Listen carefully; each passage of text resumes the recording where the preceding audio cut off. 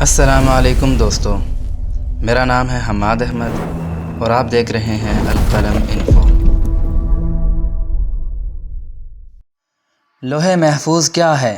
یہ کس چیز سے بنی ہے؟ کہاں ہے اور اس میں کیا لکھا ہے؟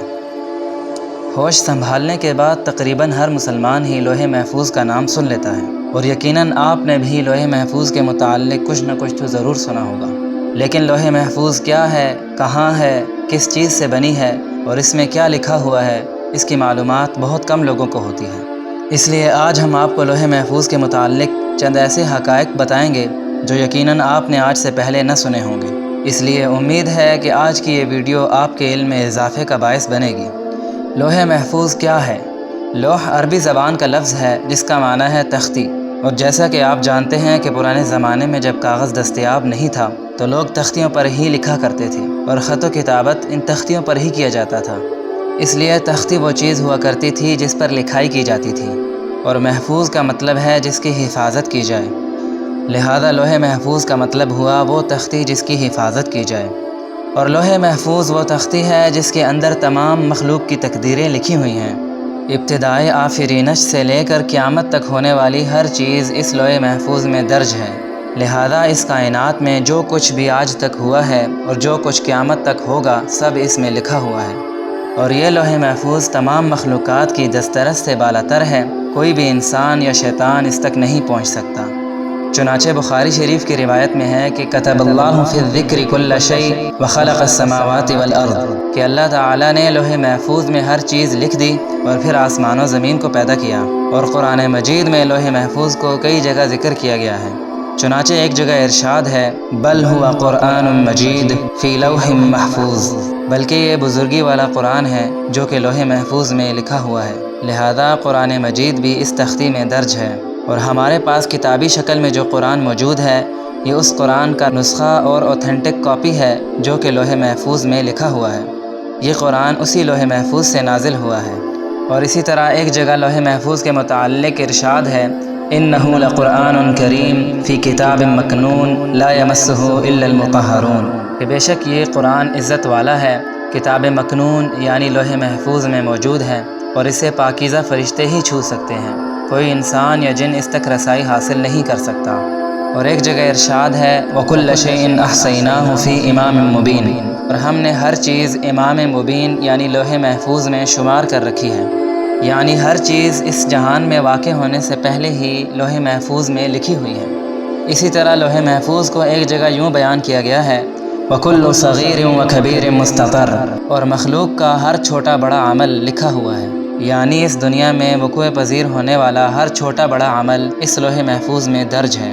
چنانچہ ایک جگہ ارشاد ہے وَعِندَهُ أُمُّ الْكِتَابِ، کہ ام الکتاب یعنی لوح محفوظ اللہ کے پاس ہے، اور کائنات میں ہونے والا کوئی بھی واقعہ یا چیز ایسی نہیں جو اس لوح محفوظ میں درج نہ ہو۔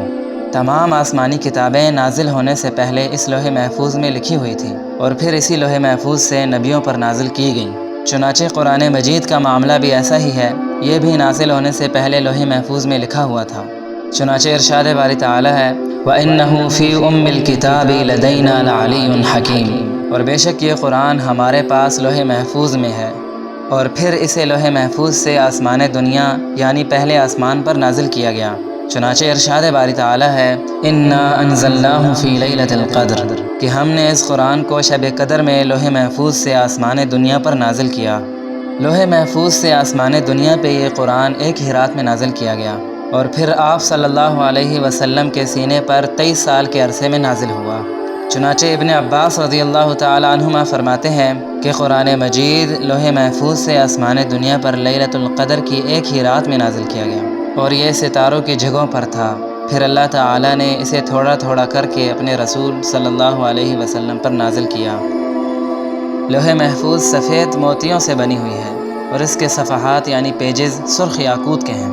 چنانچہ ابن عباس رضی اللہ تعالی عنہما سے روایت ہے کہ نبی کریم صلی اللہ علیہ وسلم نے فرمایا ان اللہ خلق لوحا محفوظا من درۃ بیضاء صفحاتها من یاقوتۃ حمراء قلمه نور وکتابه نور للہ فیہ فی کل یوم 60 و300 لحظة يخلق ويرزق ويميت ويحيي ويعز ويذل ويفعل ما يشاء، کہ اللہ تعالیٰ نے لوح محفوظ کو سفید موتیوں سے پیدا کیا اور اس کے پیجز یعنی صفحات سرخ یاقوت کے ہیں، اور اس کا قلم نور کا ہے اور اس کی کتابت بھی نور کی ہے، اور اللہ تعالیٰ ہر روز اس میں 360 مرتبہ نظر فرماتے ہیں۔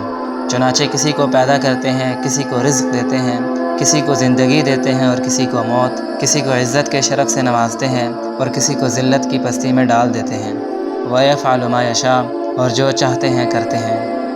اسی طرح ایک روایت میں ہے کہ لوح محفوظ کی لمبائی آسمان و زمین کے برابر ہے اور اس کی چوڑائی مشرق اور مغرب کے برابر۔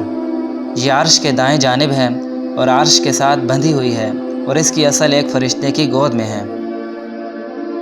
ابن عباس رضی اللہ تعالیٰ عنہما فرماتے ہیں کہ لوح محفوظ کے سینے پر بطور ٹائٹل یہ الفاظ لکھے ہوئے ہیں: لا الہ الا اللہ وحدہ دینہ الاسلام ومحمد عبدہ ورسولہ فمن آمن باللہ وصدق بوعدہ واتبع رسلہ ادخلہ اللہ الجنہ، کہ اللہ کے سوا کوئی عبادت کے لائق نہیں، اس کا دین اسلام ہے اور محمد صلی اللہ علیہ وسلم اس کے بندے اور رسول ہیں، لہذا جو بھی اللہ پر ایمان لائے گا اور اس کے وعدوں کو سچا جانے گا اور اس کے رسولوں کی اتباع کرے گا، اللہ تعالیٰ اس کو جنت میں داخل کر دے گا۔ امید ہے کہ اس ویڈیو سے آپ کے علم میں کچھ نہ کچھ اضافہ ضرور ہوا ہوگا۔ یہ ویڈیو آپ کو کیسی لگی اس کا اظہار کمنٹ سیکشن میں ضرور کیجیے گا۔ اللہ حافظ۔